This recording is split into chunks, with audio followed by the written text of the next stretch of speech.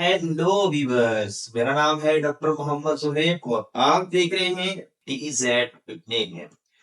आप लोगों को इम्पोर्टेंट डिजीज ऑफ कैटल में फिर से खुशामदीद। इससे पहले हम लोग दो डिजीज पढ़ चुके हैं सेकंड लेक्चर में, सेकंड एपिसोड में। और वो दो डिजीज थी हमारी काफ सॉर और पिंक आई। अगर आप लोगों ने वो नहीं देखी तो आप वो देख सकते हैं। और इससे पहले एपिसोड नंबर 1 में हम लोगों ने बोवाइन रेस्पिरेटरी डिजीज और उसके अलावा मेस्टाइटिस को हमने डिस्कस किया था।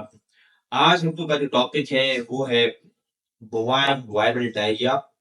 ठीक है, ये बोवाइन वायरल डायरिया वायरस से फैलती है, बीबीडी भी इसको कहा जाता है।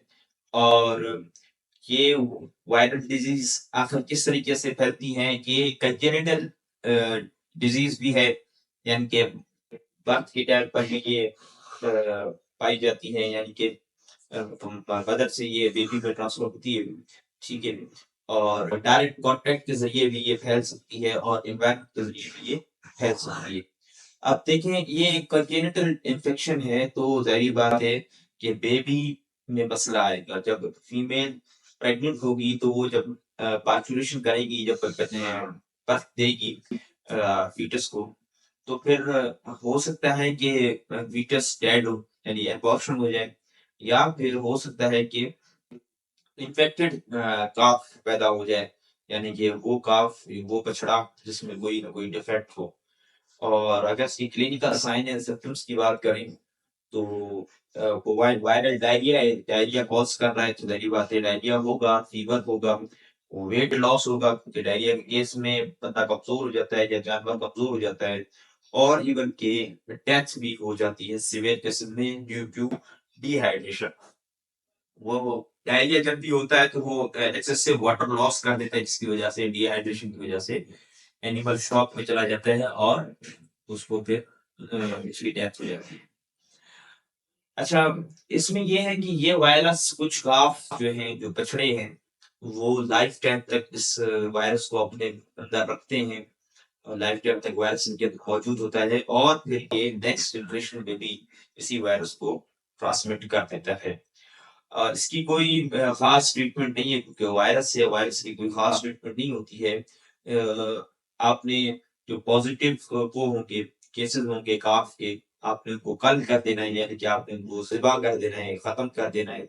ठीक है, और अगर कोई अडल्ट कैटल है या प्रेग्नेंट फीमेल है, उसमें अगर ये चीज पाई जा रही है तो उसको भी आपने कल कर देना है, यानी कि आपने उसको ज़िबा कर देना है। अच्छा, अब उसके बाद इसकी अगर ट्रीटमेंट नहीं है तो फिर से बचाव कैसे हो सकता है? तो वैक्सीन इसकी वायदा है इसका। ठीक है, vaccine are available against PBD, both live and killed virus vaccine. दोनों किस्म की वैक्सीन पाई जाती है, वो लाइव भी और किल्ड भी। नेक्स्ट हमारी जो डिजीज है वो है मैड काउ। मैड काउ यानी कि पागल गाय। ठीक है, उसको पागल गाय क्यों कहा जाता है? क्योंकि ये ऐसे इन्फेक्शियस पार्टिकल की वजह से डिजीज होती है जो कि ब्रेन को अटैक करती है। बेसिकली मैं अगर इसकी बात करूं मैड काउ की, तो एक प्रोटीन होता है, इन्फेक्टेड प्रोटीन, यानी कि फॉल्टी प्रोटीन, गलत खराब प्रोटीन हमारी ट्रेन पे बनना शुरू हो जाता है। अब आप कहेंगे कि सर आप हम हमारे क्यों कह रहे हैं, आप ह्यूमंस की बात क्यों कर रहे हैं, हम तो एनिमल के बारे में पढ़ रहे हैं। तो बताता चलूं कि ये मैड काउ डिजीज जो है, इसको अगर आप एनिमल साइड पे पढ़ेंगे तो इसका नाम होगा बोवाइन स्पॉन्जिफॉर्म एन्सेफेलोपैथी। ठीक है, और अगर आप इसको ह्यूमन के केस में पढ़ेंगे तो इसको बोलेंगे वेरिएंट क्रूट्सफेल्ट जैकब डिजीज। ठीक है, तो ह्यूमन में भी ये डिसीज होती है और ये प्रोटीन पार्टिकल की वजह से होती है। फॉल्टी प्रोटीन मॉलिक्यूल होता है, यानी जिसको हम प्रियॉन्स कहते हैं, वो उनकी वजह से ये होता है। और ये हमारे ब्रेन में प्रोटीन बनता है, इन्फेक्टेड प्रोटीन होता है। ठीक है, ये बनता है और हमारे ब्रेन को क्या करता है, खोखला कर देता है, हॉलो कर देता है उसको, और डैमेज कर देता है। ठीक है, जिसकी वजह से बहुत सारी मसले मसाइल आ जाते हैं। तो पॉजिटिव एजेंट इसका होगा प्रियॉन्स, एनिमल साइड पे इसको बोवाइन स्पॉन्जिफॉर्म इंसेफेलोपैथी कहते हैं, और ह्यूमन साइड पे इसको वेरिएंट क्रूट्सफेल्ड जैकब इसको कहते हैं। और अगर हम इसकी ट्रांसमिशन की बात करें तो जो काऊ बोवाइन स्पॉन्जिफॉर्म इंसेफेलोपैथी से इफेक्टेड होगी, उसका अगर हम मीट खाएंगे तो हमें भी ये डिजीज हो जाएगी। हाँ, लेकिन मिल्क और मिल्क प्रोडक्ट से ये डिजीज फैलती नहीं है।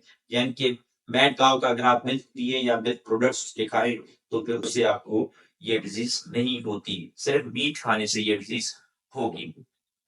अगर हम इसके क्लिनिकल साइन एंड सिम्पटम्स की बात करें तो हेलुसिनेशन हो जाती है, यानी कि बंदा होश में नहीं होता सही तरीके से, अपने होश आवास में नहीं होता। एटेक्सिया यानी कि इनकोऑर्डिनेशन होती है, नर्व्स इनकोऑर्डिनेशन, सीजर्स यानी कि झटके आना शुरू हो जाते हैं। पैरालिसिस यानी कि मुकम्मल तौर पर बॉडी पैरालाइज हो जाती है। फास्टिंग यानी कि वेट लॉस हो जाता है, excessive weight loss, muscle weight loss हो जाता है।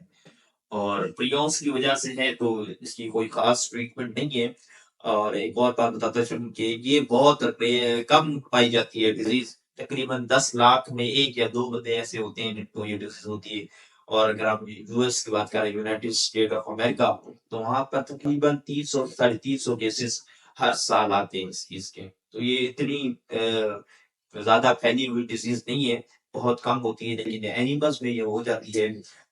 आपसे कोई भी अगर पूछे, और इवन के एग्जाम में भी ये बहुत ज्यादा सवाल आया है कि प्रियॉन्स कौन सी डिजीज कॉज करते हैं, तो बोवाइन स्पॉन्जिफॉर्म इंसेफेलोपैथी बीएसई ये डिजीज कॉज करता है प्रियॉन्स।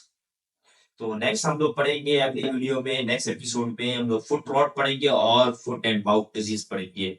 तो नेक्स्ट वीडियो तक के लिए दीजिए मुझे इजाजत, अपना ढेर सारा ख्याल रखिए। अल्लाह हाफिज।